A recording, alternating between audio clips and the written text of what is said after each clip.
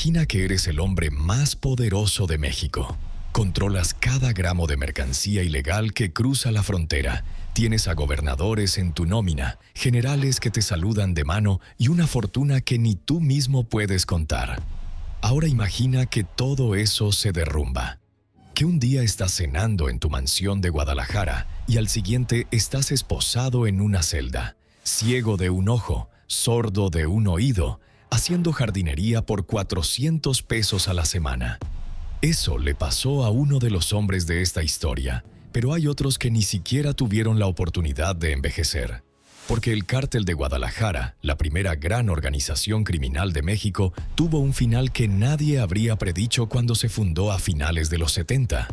Y lo que le ocurrió a cada uno de sus capos es más brutal, más retorcido y más cinematográfico que cualquier serie de televisión. Quédate, porque algunos de estos destinos no los has escuchado nunca. Y hay uno en particular, el del Güero Palma, que te va a dejar helado. Para entender cómo terminaron, hay que entender cómo empezaron. El Cártel de Guadalajara nació entre 1978 y 1980, cuando un grupo de traficantes sinaloenses se reagrupó en Jalisco huyendo de la Operación Cóndor, un programa antinarcóticos que arrasó los cultivos del Triángulo Dorado. 3 hombres lideraron esa reagrupación: Miguel Ángel Félix Gallardo, un ex policía federal con olfato empresarial; Rafael Caro Quintero, un campesino visionario de Badiraguato; y Ernesto Fonseca Carrillo, el patriarca del grupo, con más de 20 años de experiencia en el negocio. Juntos construyeron un monopolio que controlaba prácticamente todo el tráfico de sustancias en México: hierba, amapola y después polvo blanco sudamericano. Llegaron a mover fortunas que hoy serían inimaginables. Pero aquí viene lo que casi nadie cuenta. Ese cártel no solo tuvo 3 fundadores. De sus filas salieron otros nombres que después se convirtieron en leyenda: Amado Carrillo Fuentes, Juan José Esparragosa Moreno, Héctor Luis Palma Salazar, Joaquín Guzmán Loera. Todos pasaron por la escuela de Guadalajara. Todos aprendieron ahí las reglas del negocio. Y casi todos terminaron de la peor manera posible. Vamos uno por uno y presta atención a los detalles, porque en cada historia hay algo que no vas a encontrar en ningún otro lado. Miguel Ángel Félix Gallardo, el jefe de jefes. Este hombre era diferente a todos los demás. No venía del campo ni de la pobreza extrema como la mayoría de los traficantes sinaloenses. Nació el 8 de enero de 1946 en Culiacán. Fue policía federal y se movía entre políticos y empresarios como si fuera uno de ellos. Usaba trajes de marca, hablaba con educación y entendía de finanzas.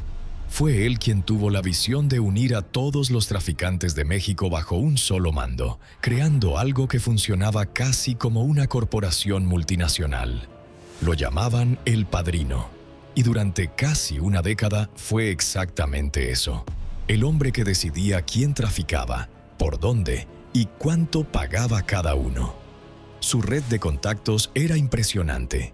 Tenía vínculos con la Dirección Federal de Seguridad, la agencia de inteligencia mexicana que en aquel entonces funcionaba como paraguas protector del crimen organizado. Los agentes de la DFS no solo protegían al cártel, sino que participaban activamente en sus operaciones.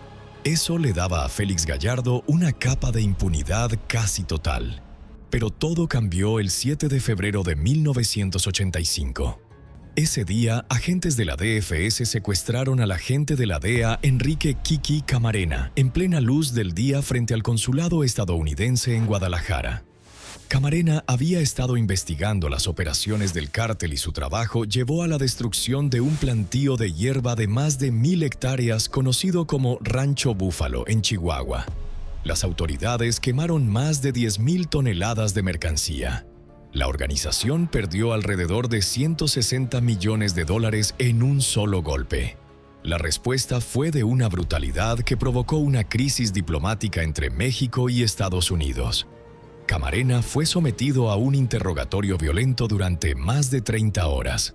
Fiscales estadounidenses documentaron que un médico se encargaba de administrarle sustancias para mantenerlo consciente mientras lo golpeaban.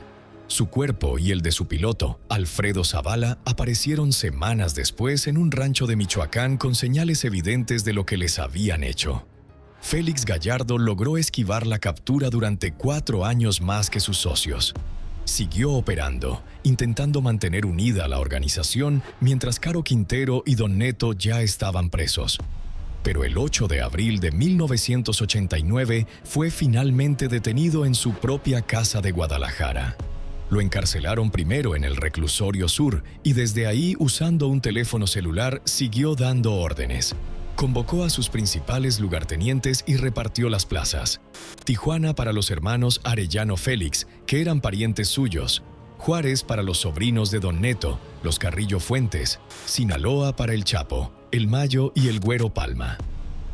Ese reparto fue el momento exacto en que nació el mapa del narcotráfico moderno en México. Pero cuando lo trasladaron al penal de máxima seguridad de Almoloya, se acabó su poder real. Y aquí es donde la historia se vuelve desoladora. Hoy, Félix Gallardo tiene cerca de 80 años y sigue preso en Puente Grande, Jalisco. Cumple 2 condenas. Una de 40 años por tráfico de polvo blanco, acopio de armas y cohecho, y otra de 37 años por el caso Camarena. El hombre que una vez fue el criminal más poderoso de América Latina perdió un ojo estando en prisión. Quedó casi completamente sordo. Padece más de 22 enfermedades diagnosticadas y sufre depresión severa. Se dedica a hacer trabajos de jardinería en el penal a cambio de un salario de 400 pesos semanales. Las autoridades penitenciarias han dicho que esa actividad es más que nada para evitar que la depresión lo consuma del todo. Un juez le concedió prisión domiciliaria en 2022, pero la empresa encargada del brazalete electrónico canceló el contrato y Félix Gallardo nunca salió. Estados Unidos se opone firmemente a su liberación. Su defensa ha presentado amparos denunciando que las autoridades federales entorpecen deliberadamente el proceso. En mayo de 2025, el excapo interpuso un recurso legal para que la Suprema Corte atraiga su caso.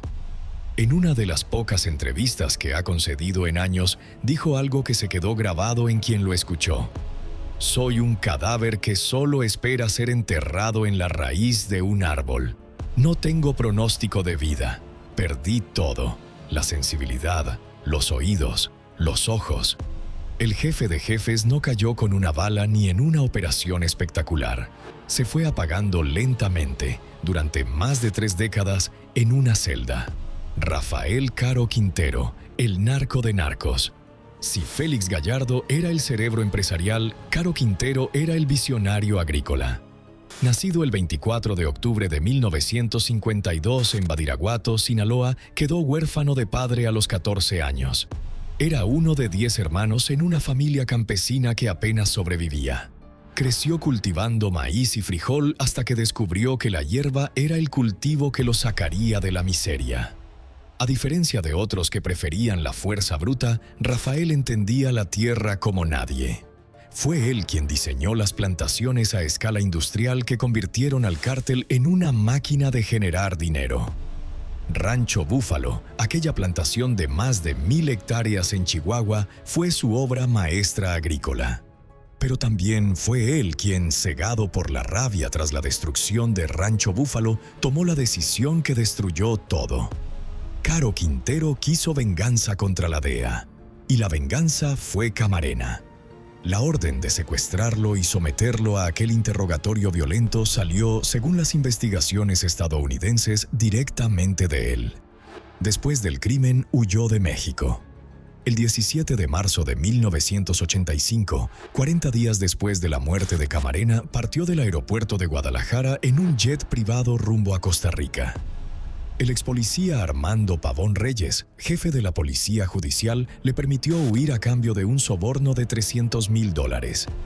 En Costa Rica se instaló en una finca lujosa en Alajuela junto a su novia Sara Cosío, hija del exsecretario de Educación de Jalisco. La DEA lo buscaba desesperadamente. El golpe de suerte llegó cuando interceptaron una llamada telefónica. Sara había contactado a su familia y les dijo: «Yo no estoy secuestrada, estoy enamorada de Caro Quintero». Esa frase fue suficiente. El 4 de abril de 1985, agentes costarricenses y la DEA lo capturaron. Lo encontraron con Sara, que estaba semidesnuda y aparentemente embarazada. También le decomisaron armas con incrustaciones de diamantes. Fue extraditado inmediatamente a México. Cumplió 28 años en distintos penales mexicanos. Pero el 9 de agosto de 2013 ocurrió algo que la DEA consideró una bofetada. Un tribunal mexicano lo liberó mediante un tecnicismo legal, argumentando que el caso de Camarena debió juzgarse en el fuero local, no el federal. Salió de prisión a las 2 de la mañana en completo sigilo. Estados Unidos reaccionó con furia. Lo pusieron en la lista de los 10 fugitivos más buscados del FBI y ofrecieron $20 millones por su captura. La recompensa más alta en la historia para un narcotraficante, solo por debajo de los 25 millones ofrecidos por Osama Bin Laden. Pero Caro Quintero no se retiró a vivir tranquilo. Se internó en la Sierra de Sonora y, según las autoridades, fundó el Cártel de Caborca, entrando en guerra directa con los Chapitos por el control de la frontera noroeste. Durante 9 años fue un fantasma que operaba desde las montañas, hasta que el 15 de julio de 2022, en una operación de la Marina Mexicana en el municipio de Schwaz, Sinaloa, una perra rastreadora llamada Max lo encontró escondido entre los matorrales de una zona rural. Fue recapturado y enviado al penal del Altiplano. Y luego vino el capítulo final. El 27 de febrero de 2025, en una operación sin precedentes que involucró a más de 3.500 elementos de seguridad, 342 vehículos y 20 aeronaves, México entregó a Estados Unidos a 29 narcotraficantes de alto perfil. Caro Quintero estaba entre ellos. Pese a que una jueza de distrito le había concedido una suspensión de plano para evitar su traslado, el gobierno mexicano ejecutó la entrega bajo una disposición de seguridad nacional que permitía la expulsión sin pasar por el proceso formal de extradición. Al día siguiente compareció ante un juez federal en Brooklyn y se declaró no culpable. Hoy, a sus 73 años, está recluido en el Centro de Detención Metropolitana de Brooklyn bajo medidas de aislamiento extremo. Una celda de aproximadamente 2 metros por 2, vigilancia por cámara las 24 horas y 23 horas de confinamiento solitario al día. La Fiscalía estadounidense confirmó a finales de 2025 que no solicitará la pena capital, respetando acuerdos implícitos de su entrega.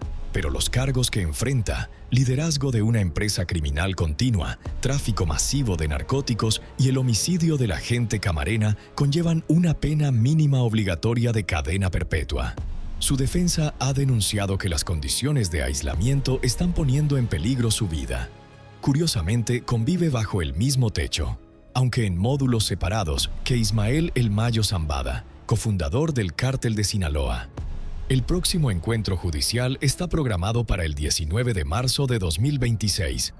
El narco de narcos pasó de ser el hombre más buscado del mundo a vivir sus últimos años encerrado en una prisión estadounidense esperando una sentencia que ya conoce. Ernesto Fonseca. Carrillo Don Neto. Don Neto era el mayor de los 3 fundadores y, en muchos sentidos, el más enigmático. Nacido el 1 de agosto de 1930 en Santiago de los Caballeros, Badiraguato empezó en el mundo criminal antes que todos los demás. Su primera detención fue el 4 de abril de 1955 en Mexicali, Baja California, cuando lo encontraron con cubetas de goma de amapola tras un enfrentamiento armado con policías. Tenía apenas 24 años y ya estaba traficando. Después de eso, se convirtió en mentor de toda una generación. Pedro Avilés, conocido como el León de la Sierra, Juan José Esparragosa, el Azul y el propio Caro Quintero. Era el consejero, el patriarca, el hombre que sabía cómo funcionaban las cosas porque llevaba décadas haciéndolas. Cuando se fundó el Cártel de Guadalajara, Don Neto ocupó el papel de asesor principal. No era el que negociaba con los colombianos ni el que supervisaba las plantaciones. Era el que ponía orden cuando las cosas se calentaban. Pero el caso Camarena lo arrastró a todos. Según las investigaciones, el interrogatorio violento al agente de la DEA se realizó, al menos en parte, en una propiedad vinculada a Don Neto. Fiscales estadounidenses lo acusaron de planear y dirigir el secuestro junto con Félix Gallardo y Caro Quintero, con la participación de un médico que mantuvo consciente a la víctima durante más de 30 horas. Fue detenido el 7 de abril de 1985 en una lujosa mansión de Puerto Vallarta, Jalisco, por elementos del ejército. Lo condenaron a 40 años de prisión. Pasó por los penales más duros de México: Reclusorio Norte, el Altiplano y el Penal de Occidente. En enero de 2017 pagó una indemnización de 20,8 millones de pesos a los familiares de Camarena y Zavala. Y a partir de julio de 2016, cuando ya tenía 86 años y padecía artritis severa, un tumor de colon y más de una docena de enfermedades adicionales, un juez le concedió la prisión domiciliaria. Pasó los últimos 9 años de su condena en una residencia en el fraccionamiento Hacienda Valle Escondido, en Atizapán, Estado de México, vigilado por cámaras de circuito cerrado y agentes federales las 24 horas del día. El 5 de abril de 2025, Ernesto Fonseca Carrillo cumplió su sentencia completa, 40 años exactos, y quedó libre. A los 95 años se convirtió en el narcotraficante más longevo de la historia de México, en recuperar la libertad tras cumplir íntegramente su pena. Pero la historia no terminó ahí. La DEA de Estados Unidos mantiene activa su ficha de búsqueda como fugitivo, señalándolo como armado y peligroso, a pesar de que México lo liberó legalmente. La familia del agente Camarena presentó una demanda civil federal ante la Corte del Distrito Sur de California acusándolo, junto a Caro Quintero y Félix Gallardo, de terrorismo internacional y homicidio premeditado. Y apenas recuperó la libertad, Don Neto presentó una demanda de amparo contra el Estado mexicano, exigiendo la devolución de sus bienes y cuentas bancarias aseguradas desde 1985, aunque una jueza rechazó admitirla. Según reportes médicos y declaraciones de su hija, enfrenta cáncer de colon, hipertensión, reumatismo severo, parálisis parcial del lado derecho del cuerpo y deterioro cognitivo avanzado. Su hija Joana ha dicho públicamente que su padre ya no sabe ni en qué año está. A sus 95 años, libre pero destruido por 4 décadas de encierro, Don Neto es la prueba viviente de que incluso la libertad puede llegar demasiado tarde. Es tío de Amado y Vicente Carrillo Fuentes, los líderes del Cártel de Juárez. Su linaje criminal sigue activo aunque él ya no sepa ni su propio nombre. Amado Carrillo Fuentes, el Señor de los Cielos. Y aquí es donde la historia del Cártel de Guadalajara se ramifica hacia uno de los misterios más grandes del crimen organizado en América Latina. Porque Amado Carrillo no fue fundador del cártel, pero creció dentro de él. Era sobrino directo de Don Neto, y fue Don Neto quien lo metió en el negocio desde adolescente. Nació el 17 de diciembre de 1954 en Guamuchilito, Navolato, Sinaloa, aunque se crió en un pequeño poblado llamado Revolcadero, en Badiraguato. Fue enviado a Ojinaga, Chihuahua, para aprender las operaciones fronterizas bajo la tutela de Pablo Acosta y Rafael Aguilar Guajardo. Cuando el cártel se fragmentó, Amado no heredó una plaza cualquiera. Heredó la de Juárez, la más estratégica de todas, y la convirtió en el corredor de polvo blanco más poderoso del continente. Lo llamaban el Señor de los Cielos porque operaba una flota de aviones Boeing 727 para transportar toneladas de mercancía desde Colombia hasta México. No estamos hablando de avionetas, estamos hablando de aviones comerciales cargados hasta el tope. Según la DEA, su organización generaba entre 200 y 300 millones de dólares por semana.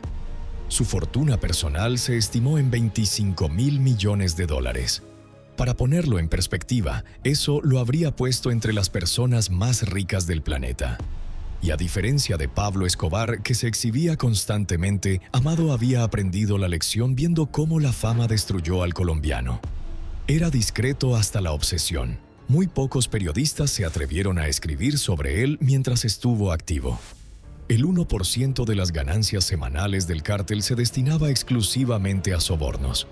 Pero en 1997 todo se complicó. 2 meses antes de su muerte, su principal aliado, el general José de Jesús Gutiérrez Rebollo, fue detenido. Gutiérrez Rebollo era nada menos que el máximo responsable de la lucha antinarcóticos en México, un militar con fama de duro e inquebrantable que había dirigido decenas de operativos contra traficantes menores.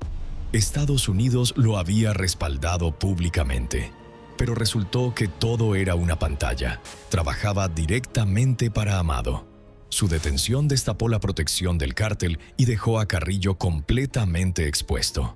Y entonces tomó la decisión que lo mató, o que lo hizo desaparecer. Depende de a quién le preguntes. El 3 de julio de 1997, bajo el nombre falso de Antonio Flores Montes, ingresó al Hospital Santa Mónica en Polanco, Ciudad de México. 9 cirujanos, liderados por el doctor Ramón López Saucedo, le realizaron una liposucción en la que extrajeron más de 14 litros de grasa y una reconstrucción facial completa que incluyó fracturas provocadas en la mandíbula para remodelar su rostro. La intervención duró más de 8 horas. 2 de sus guardaespaldas estuvieron en el quirófano durante todo el procedimiento. Según los informes médicos, la cirugía fue exitosa. Pero en las primeras horas del 4 de julio, en la habitación 407 del hospital, el paciente despertó con dolores y le aplicaron un sedante llamado Dormicum, cuyo principio activo es el midazolam. Sufrió un paro cardiorrespiratorio. Falleció oficialmente esa madrugada. Las autoridades mexicanas tardaron casi una semana en confirmar la identidad del cuerpo. Lo trasladaron al Hospital Central Militar, donde le realizaron pruebas de huellas dactilares que la DEA verificó de forma independiente. Finalmente confirmaron que era él. Su cuerpo fue entregado a la familia y transportado a Sinaloa en una avioneta, dentro de una bolsa negra porque el féretro no cabía en la aeronave. Pero aquí viene lo que alimenta la leyenda y nunca se ha resuelto. 4 meses después de su muerte, los cuerpos de los 3 cirujanos principales fueron hallados dentro de tambos de acero rellenos de cemento, con señales claras de interrogatorio violento. Eso disparó todas las teorías. Phil Jordan, exagente de la DEA, sugirió que Amado fue ejecutado con una inyección letal después de una cirugía que había salido bien. El fiscal antinarcóticos mexicano Mariano Herrán Salvati afirmó en 1998 que el propio Cártel de Juárez ordenó su eliminación por considerarlo una amenaza. Y un amigo cercano del capo, un hombre llamado Sósimo que creció con él en Revolcadero, declaró años después que en el velorio notó que el cuerpo no correspondía. El tono de piel era moreno cuando Amado era blanco. Le faltaba un mechón de pelo blanco que siempre tuvo. No tenía una cicatriz conocida en la mano y conservaba el bigote. Algo absurdo si le habían reconstruido toda la cara. El cuerpo fue cremado después del funeral, eliminando cualquier posibilidad de verificación futura. Jesús.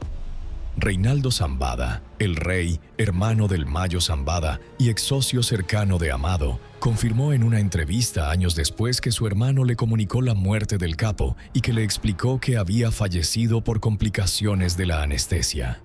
Pero la sombra de la duda nunca se disipó. Hasta el día de hoy hay quien sostiene que el Señor de los Cielos fingió su propia muerte, se hizo la cirugía, cambió su rostro y desapareció para siempre. Lo cierto es que dejó 28 hijos reconocidos, un cártel que se hundió en guerras internas bajo el mando de sus hermanos Vicente y Rodolfo, y la pregunta eterna de si realmente descansa bajo tierra o vive con otro rostro en algún lugar del mundo. Juan José Esparragosa Moreno el Azul. De todos los capos que pasaron por el cártel de Guadalajara, ninguno fue tan discreto, tan inteligente ni tan esquivo como el Azul. Le decían así porque su piel era tan oscura que parecía tener un tono azulado. Nació en Huixiopa, Badiraguato, en febrero de 1949, y antes de ser narcotraficante fue detective de la extinta Dirección Federal de Seguridad. Conocía las dos caras de la moneda desde dentro. Sabía cómo operaban los traficantes y también cómo pensaban los policías. Esparragosa no era un hombre de guerra, era un estratega, un mediador. Lo apodaron el Conciliador porque tenía la habilidad única de sentar en una mesa a capos rivales y lograr acuerdos de paz que beneficiaran a todos. Fue él quien en los 90 medió entre el cártel de Juárez y el del Golfo, creando lo que se conoció como la Paz del Norte, un acuerdo que duró años hasta que el Chapo escapó de prisión y quiso controlarlo todo. Fue también él quien, según testimonios del juicio de El Chapo en Brooklyn, le avisó a Guzmán Loera que los Arellano Félix lo esperaban en el aeropuerto de Guadalajara para ejecutarlo. Ese día, en mayo de 1993, los sicarios confundieron al cardenal Juan Jesús Posadas Ocampo con el Chapo y lo acribillaron. Un error que cambió la historia del crimen organizado en México. El Azul fue detenido en marzo de 1986 en Ciudad de México por cargos de tráfico de narcóticos y por su presunta vinculación con el caso Camarena. Pero a diferencia de los tres fundadores, solo cumplió 7 años de prisión. Salió en 1992 y se incorporó al cártel de Juárez como segundo al mando de Amado Carrillo. Después de la muerte de El Señor de los Cielos, se fue con los sinaloenses y se convirtió en el tercer pilar del cártel de Sinaloa junto a El Chapo y El Mayo. Su red de conexiones familiares era asombrosa. Se casó con la cuñada del Chapo, fue padrino de un hijo de Amado Carrillo y uno de sus hijos está casado con una hija de los Beltrán Leiva. Emparentado con todas las familias del narcotráfico, respetado por todos, enemigo de nadie. Y luego desapareció. El 7 de junio de 2014, el periódico sinaloense Río 12, una de las fuentes más fiables sobre el crimen organizado en el norte de México, reportó que el Azul había fallecido.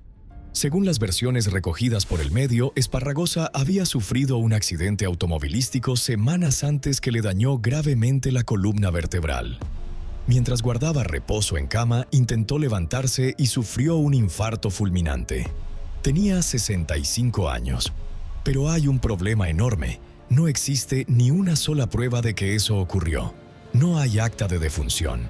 No hay registro policial del accidente automovilístico. No se sabe en qué hospital falleció. Unas fuentes dicen que en Ciudad de México, otras en Guadalajara, otras en Culiacán. Su familia supuestamente lo cremó al día siguiente, destruyendo toda evidencia. El entonces Procurador General, Jesús Murillo Caram, declaró desde Madrid que no habían encontrado ninguna prueba que confirmara la muerte. Meses después, su hijo José Juan Esparragosa Jiménez fue detenido y declaró ante un juez que su padre efectivamente había fallecido. Pero las autoridades nunca lo verificaron. Y aquí está el dato que lo cambia todo. Hasta el día de hoy, más de una década después, tanto el FBI como la DEA mantienen activa la ficha de búsqueda de El Azul con una recompensa de $5 millones por información que lleve a su captura. En 2005 fue el segundo hombre más buscado por el FBI, solo por detrás de Osama Bin Laden. La DEA cree que fingió su muerte, posiblemente con ayuda de una cirugía plástica, y que vive tranquilamente en algún lugar creyendo que ya nadie lo busca. Es el fantasma perfecto del narcotráfico mexicano, ni vivo ni muerto, simplemente desvanecido. Héctor Luis Palma Salazar, el Güero Palma. Y llegamos a la historia más brutal de todas las que salieron del cártel de Guadalajara. No por cómo terminó el Güero, sino por lo que le hicieron antes de que todo acabara. Héctor Palma nació el 29 de abril de 1960 en Noria de Abajo, Mocorito, Sinaloa. Era rubio, de ojos azules, en un mundo donde la mayoría eran morenos. De ahí el apodo. Empezó como ladrón de autos y pronto llamó la atención de Félix Gallardo, quien lo reclutó como sicario en los 70. Subió rápido en la organización y se hizo amigo íntimo de un joven Joaquín Guzmán Loera. Juntos operaron dentro del cártel de Guadalajara hasta que la caída de Félix Gallardo fragmentó todo. Pero durante esa fragmentación, el Güero fue acusado de quedarse con un cargamento de mercancía que pertenecía al padrino. Y la venganza que siguió rompió todas las reglas no escritas que existían en el mundo criminal. Félix Gallardo, desde prisión, y los hermanos Arellano Félix del cártel de Tijuana infiltraron a un sicario venezolano llamado Rafael Clavel Moreno. La operación fue meticulosa y de una maldad calculada. Clavel primero se hizo socio de El Güero, ganándose su confianza. Después se acercó a la hermana de Palma y se casó con ella. Y finalmente, mientras el güero viajaba por las rutas del cártel, Clavel se acercó a Guadalupe Leija Serrano, la esposa de Palma, la enamoró y la convenció de abandonar a su marido. Guadalupe sacó $2 millones de la cuenta de El Güero y huyó con Clavel a San Francisco. Y ahí, en un hotel, Clavel la ejecutó. Pero eso no fue todo, ni lo peor. Clavel le envió a El Güero la cabeza de Guadalupe dentro de una caja. Y días después le mandó un video grabado en Venezuela en el que se veía cómo arrojaba a los 2 hijos del matrimonio, Natalie de 4 años y Héctor de 5, desde el Puente de la Concordia, una estructura de más de 150 metros de altura en San Cristóbal.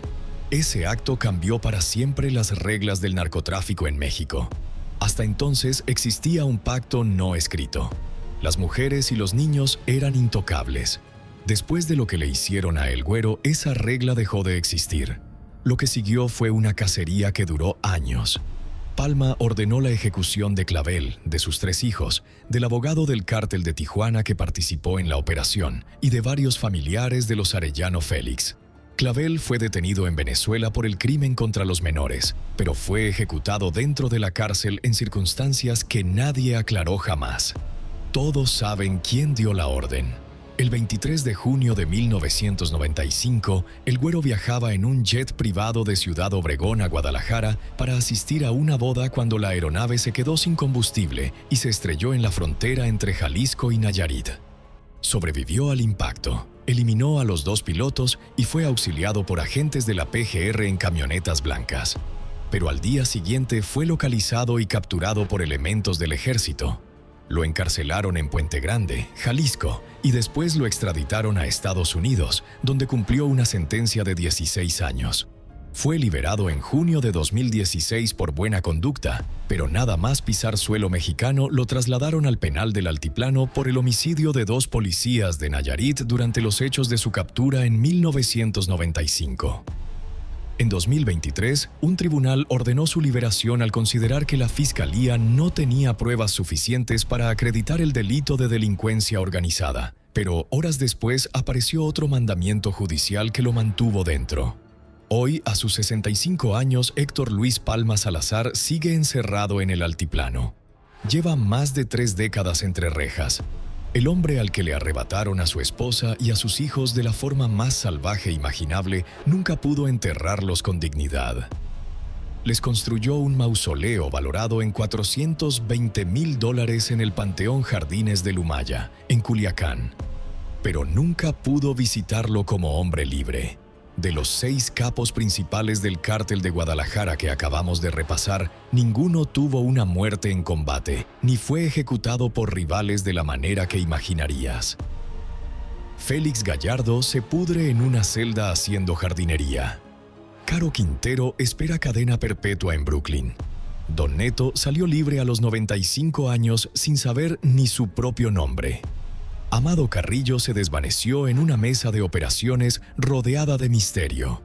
El Azul se convirtió en un fantasma que ni el FBI puede confirmar si existe. Y el Güero sigue preso, atrapado en un limbo judicial entre 2 países. La organización que fundaron no terminó con una gran balacera. Terminó con sus líderes consumiéndose lentamente, víctimas del sistema que ellos crearon. Y lo más perturbador es que el cártel de Guadalajara nunca desapareció. Se multiplicó. De él nacieron Sinaloa, Tijuana, Juárez. Y de esos nacieron el CKNG, los Zetas, los Beltrán Leiva. La hidra sigue cortando cabezas y generando nuevas.